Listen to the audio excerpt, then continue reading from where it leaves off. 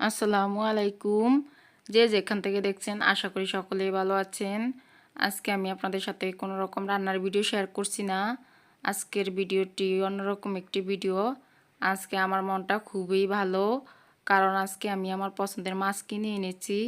আর এই মাছটা আমার খুবই পছন্দ, আপনারা সকলেই জানেন। আমি ছোটোবেলা থেকেই পুকুরের মাছ পছন্দ করি না, চিংড়ি মাছটা আমার সবচেয়ে বেশি পছন্দ।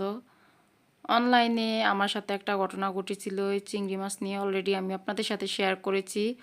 তো তারপর থেকে আমি আর অনলাইনে চিংড়ি মাছ কিনি না।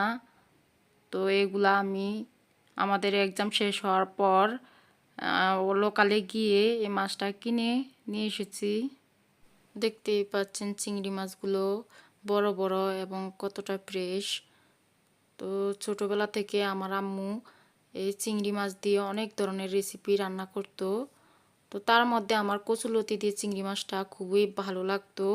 তো এখানে আসার পর থেকে লতি দেখা যায় না। তো আর ওই খাবারটাকেও আমি খুব মিস করি।